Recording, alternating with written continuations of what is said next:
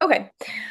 So our Patagonia trip for women travel abroad will be taking place from October 1st to 11th, 2026, which is fall in the US, but is spring in the Southern Hemisphere. So it will be spring in Patagonia.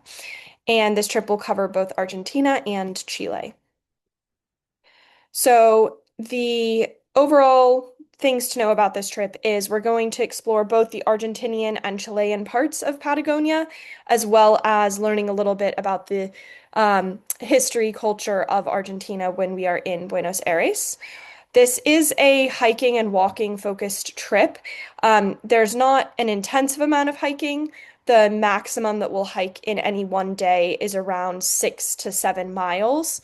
But it is a trip where we want people to be training and, very much actively engaged in getting into shape, let's say, for this adventure so that people can make the most of being out in these incredible landscapes. So we do have two trip hosts, and I will have Becky introduce herself at the end of the call before the Q&A, but they're both certified um, wellness coaches. Becky is a certified personal trainer, and Chieko, your other host, is a certified yoga coach and teacher, and they are both very avid walkers. So they'll be with you the whole time, leading you through all of the walking and hiking in this trip.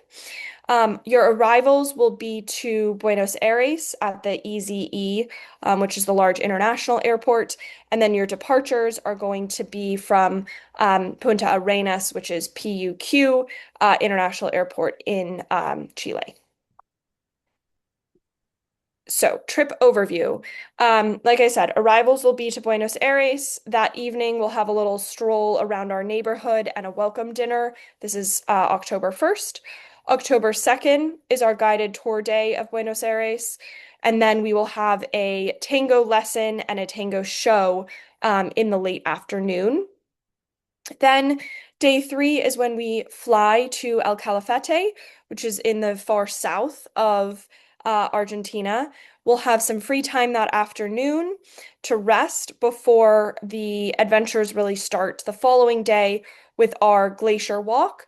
So we will go walk along it as well as have a boat safari among the icebergs and lunch with the views of the glaciers, and then we'll have dinner back in El Calafate. The fifth, in El Calafate, we have a free morning. There are some optional walks just through the town, hikes. Basically, right from where we're staying in the town, we can do some hiking without even needing to get in a car. So that will be an option in the morning if you want to sleep in. That's great. If you want to go to the spa, this hotel has a really nice spa. So you can also take advantage of those amenities.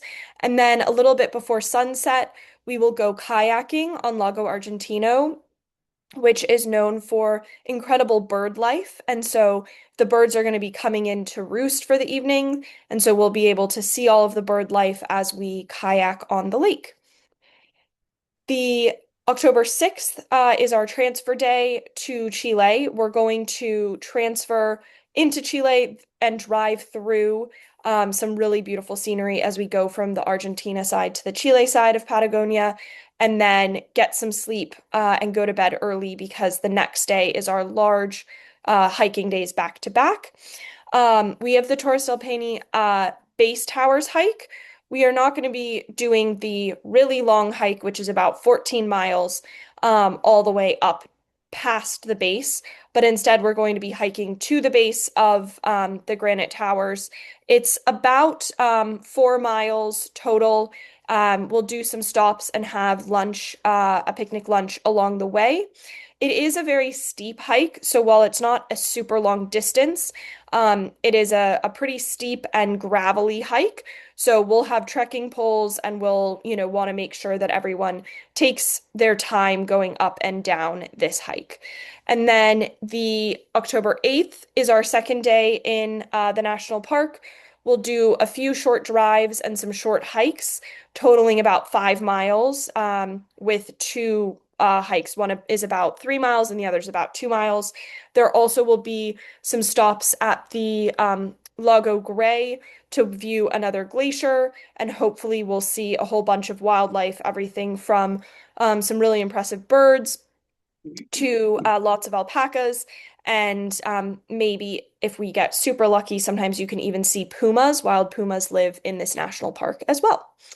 Um, so then on October 9th, we will transfer once again from the Puerto Natales area down to the Punta Arenas area. This is the most southern city um, in the world, and it is full of lots of incredible maritime history. And so we will explore the city a little bit that afternoon. And then October 10th, we will do our Magdalena Island boat trip and walk. There is, again, quite a bit of walking. It's probably about 2 to 3 miles of walking total involved this day, but we take a boat out to Magdalena Island. We walk around, see the penguin colonies. There's some lighthouse and some other interesting things with our guide, and then we head back to the mainland where we'll have our farewell dinner, and then you will depart from Punta Arenas on October 11th, and either can fly back to Buenos Aires or connect through Santiago, Chile on your way back to the US or Canada. So, just digging into the highlights in each city. So in Buenos Aires, you'll have a guided tour. La Boca, La Recoleta, and the Colón Theater are some of the highlights. This is a photo from our last Argentina trip, as the ladies got dressed up for their tango show and dinner. It's really fun, and a fun, way to learn a little bit about Argentinian culture. You'll also have some free time in Buenos Aires to shop, and visit some artisans. Then in El Calafate, the main draws are the incredible glacier and the ability to walk and have our boat safari, as well as the kayaking, and there might be some flamingos if we're lucky. It's a little early in the season, but we can never quite predict with wildlife. And then also, it's just a very cute town to be able to wander around and enjoy some free time. Then Puerto Natales, this is one of the hikes that we will be doing to Lago Gray, which you see here. So we will be enjoying those two big hikes through the Torres del Paine National Park. And then finally in Punta Arenas, the biggest draw is these little penguins. They are Magellan penguins and they take up this entire Magdalena Island. There's also the chance to see whales as we cross to the island, potentially orcas, different species of dolphins, and maybe even some larger gray or humpback whales. So should be full of wildlife here at the end of the trip. Um, about our accommodations. We'll be at Hotel Madero in Buenos Aires and then Hotel Imago in El Calafate, which has these really beautiful views out of the landscape. Then in Puerto Natales, we'll be a little bit outside of the city, but we're going to be at Ramota Lodge, which is right on the lake and has incredible views. And then finally at Cabo de Hornos in Punta Arenas, which is right in the center of Punta Arenas and makes it great for exploring in some of your free time. A very cute town. We will have everyone will have their own private single occupancy rooms, which is standard on women travel abroad trips. The price for the 11-day trip in single occupancy is 8,445 USD. That includes both the arrival, transfer, all of your local transportation in Buenos Aires, the internal flight from Buenos Aires to El Calafate, again, all of the local transportation when we are down in Patagonia, all of the national park fees, entrance fees, plus you'll have a national guide who is Argentinian, who will be with the group in addition to Becky and Chieko, the two women travel abroad trip hosts. And you'll have breakfast, lunch, and dinner every day included that will be a la carte. You can order what you want off the menu. What is not included is your international flights arriving to Buenos Aires and leaving from Punta Arenas. There is a small e-visa for Argentina now for US and Canadian citizens, but it's less than 20 US dollars. And then any alcoholic drinks or personal shopping or things like that that you want to do. What we can expect in the weather. The weather is going to be in the 50s and 60s with hopefully lots of sun, but it can get down into the 40s, maybe even the 30s. It's springtime, so the weather is going to vary. We are hoping for lots of sun and dry weather, but there can be occasional rain in October, although it tends to be one of the drier months. And then there, again, the moderate pace. So on the shorter days, it's more like 2 to 3 miles. On the longer days, it's closer to 4 to 5 miles of walking and hiking. But you do not need to be in especially incredible shape. We're going to help make sure that everybody is able to participate fully in all of the activities. We just want to make sure that you're comfortable doing hikes, walking on stairs, going on uneven surfaces, things like that. And then this presentation, the information has changed. So for 2026, there are visas for US and Canadian citizens. Sorry, we put this together last year, but again, like I said, it's only about $20. So I will open it up for questions. And before we take questions, maybe Becky, if you want to introduce yourself. So Becky is going to be one of your two trip hosts. We are really excited to be working with her because she is a certified personal trainer and has a lot of experience helping women prepare for walking and hiking tours all over the world. And so we're going to be doing a special series for the women who are booked on this trip to help them prepare for the tour, where we're going to do some guided Zoom sessions about what to pack, the right hiking shoes, how to, prepare and do pre-trip hiking walks and preparation and things like that. So Becky, if you want to, yeah, share a little bit about yourself. Yeah, thanks, Catherine. Yeah, as Catherine mentioned, my name's Becky Rupp. I have a business called Trailblazer Wellness. Catherine and I met virtually. We have yet to meet in person, but we met through a women's travel group and seemed like a good pairing, if you will, especially with this trip being a bit more active than the typical women travel abroad trips.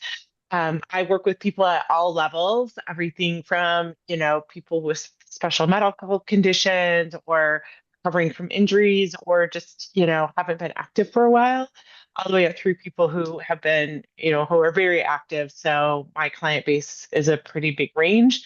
I've worked with several clients who have been to this part of the world, have hiked in Torres, Paine, been to Chile and Argentina. So I have not been there yet, so I'm super excited to go. It'll be my first experience down there, and I'm excited to help people however I can to make sure that you have just the most amazing experience. Whether that's some tips on, like Catherine said, increasing your activity level if that's something that you're feeling like, hey, this might be a little bit of a stretch, or just, gear, packing, layering systems, things like that.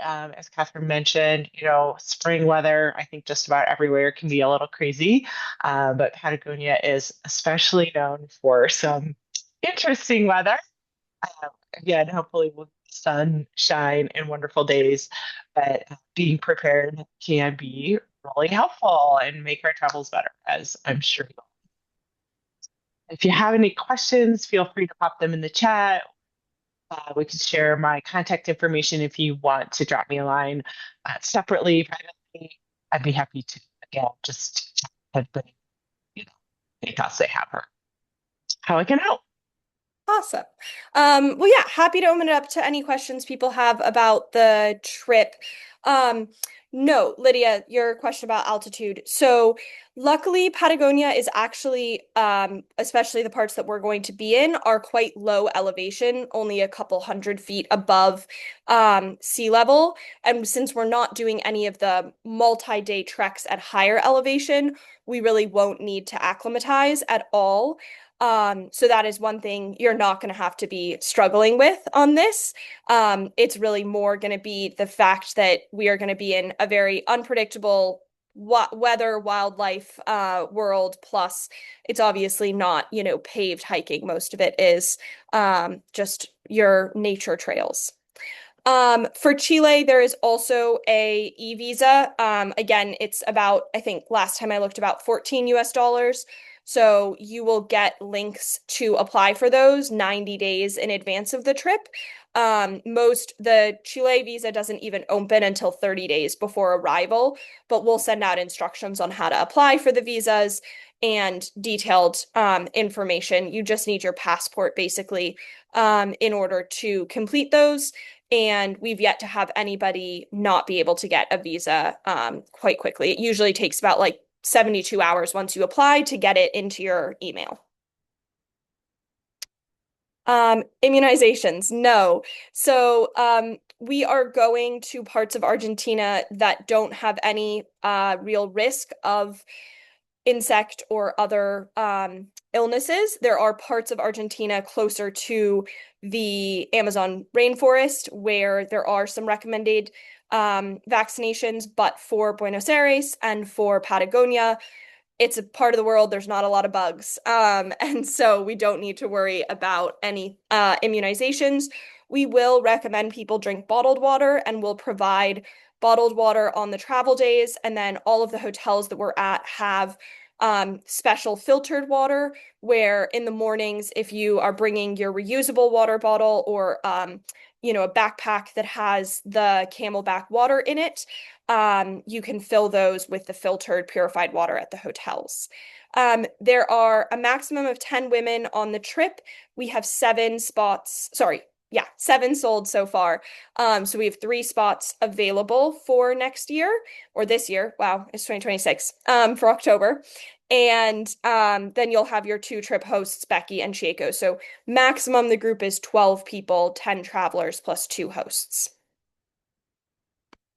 You can also come off mute and ask questions if you prefer, not the chat. I have a question, Catherine, because I signed Sure. up for the trip Yes. and I missed the first informational session on this trip.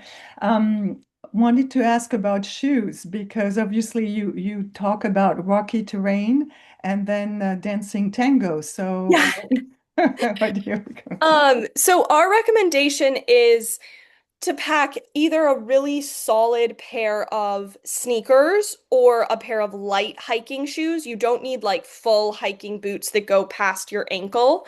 Mm, Um, but there are some really high quality, like lighter hiking sneaker boots that provide you kind of the stability of a hiking shoe, but they're not as heavy as a full boot. Or honestly, just a really good pair of sneakers would be sufficient for this trip. You want to make sure that whatever you're picking, you've worn them, you've broken them in, they're comfortable.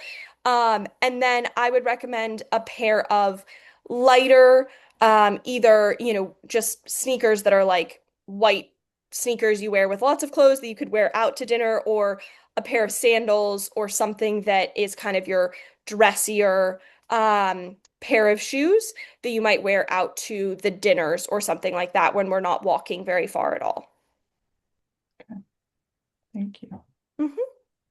And in general, we always encourage people to pack light and do carry on only. But for this trip, it is obviously 10 days and so, or 10 nights. So if you do check a bag, that's not a problem. On the internal flight from um, Buenos Aires to El Calafate, everyone will have one checked suitcase plus one carry-on bag included in that ticket. So if you have a carry-on, great. If you need to check a bag, that's also fine. Any other questions? Sorry, me again. What about the money? You recommend US dollars then, right? Yes, so we should be needing very little cash. Everything that you're going to be doing, all the meals, activities, guides, etc., all of that's included, including the tips for the guide. So you don't even need cash at the end of the trip. What you might want a little cash for is getting some coffee or doing a little souvenir shopping. Although, to be honest, they'll probably take card. In Argentina in particular, they have a peso, but it is highly volatile. The nature of Argentina's economy is that inflation can change the value of their peso day to day. Most small vendors won't take USD, but that's why we recommend a card because you'll get the best exchange rate. You'll get whatever the like true exchange rate is versus exchanging money when you arrive in Buenos Aires and then having that money devalued by, a week into the trip, which can happen. So we prefer, just travel with a credit card or a debit card that works internationally. How much time, I think it's Becky's question too, how much time are we in vans driving places? Yeah, so there are sort of two big driving days where it'll be um, the longest day is about 5 hours in the car, but it's broken up with hikes in between. So the day we transfer from El Calafate to Torres del Paine, we are going to be in a van, but we're going to be getting out to stop, see some different places, look at the landscapes, do some shorter hikes and walks. So I think it'll be probably about 7 hours overall through the day, but really in the vehicle, it's closer to 4 to 5. We'll have a lunch stop that day. And then on the day transferring from Torres del Paine to um, Punta Arenas, again, that's going to be driving through the national park, but there's hikes and walks along the way. That one's a little shorter. I think it's about a 5 hour full transfer with more like 3 of those hours actually on the road. But there's a lot, there's no, unfortunately, it's a remote part of the world, so there's no way to get any of these places without driving in a car. And the benefit is that, if we see something cool, we can just stop. The car is just ours.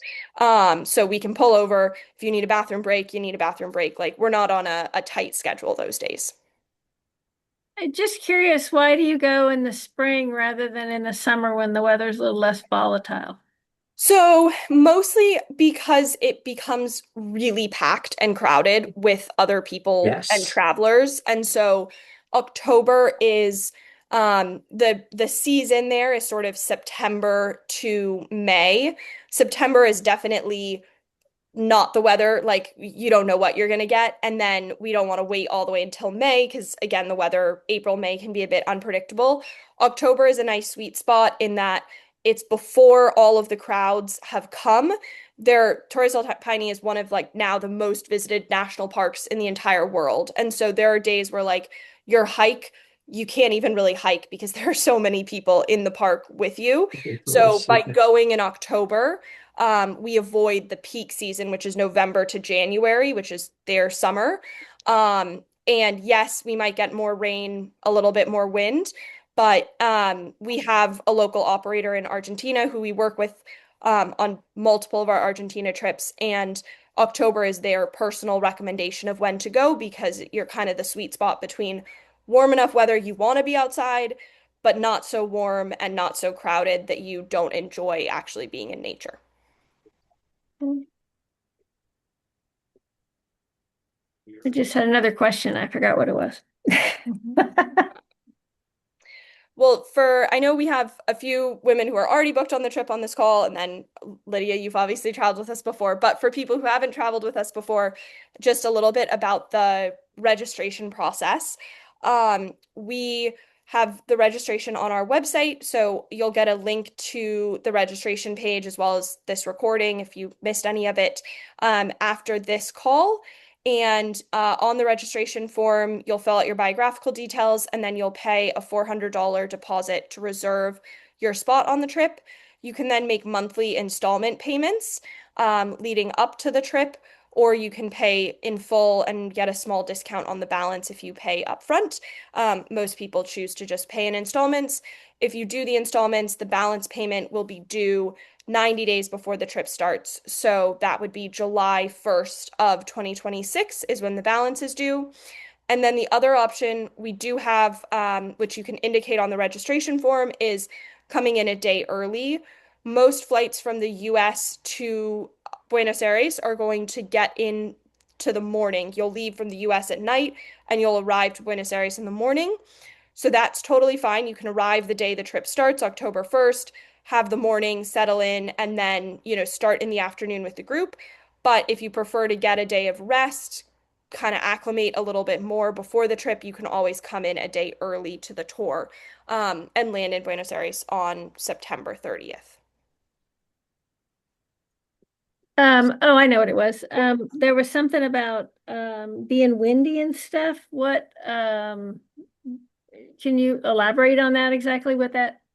Yeah, so there is a lot of, I think actually more than rain. What Patagonia gets is a lot of wind, which can be, strong gusts of 30 or 40 miles an hour. And so that's where layering becomes really important because you want to make sure that you have not just like a warm layer, but you have a windbreaker layer, Sure. and a hat and things like that. So the days that it'll be windiest are the 2 days in the national park.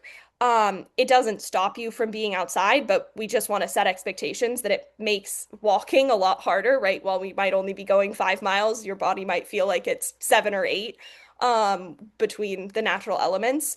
So, hats, gloves, even if it's 50 degrees, with the wind chill, you're going to want those sorts of layer items. So we're going to send out a really specific packing list for this trip, 90 days before you travel, and we'll go and have our pre-trip 90-day and 30-day calls where we'll talk about what to pack in more detail. And then we'll also have a call around 120 days, so 4 months in advance, with Becky to help people start planning like, hey, if I want to ramp up my walking, if I want to start thinking about breaking in shoes, all of those good details. We'll have an hour set aside with Becky just for the travelers on this trip to pick her brain about preparing for a big walking tour like this.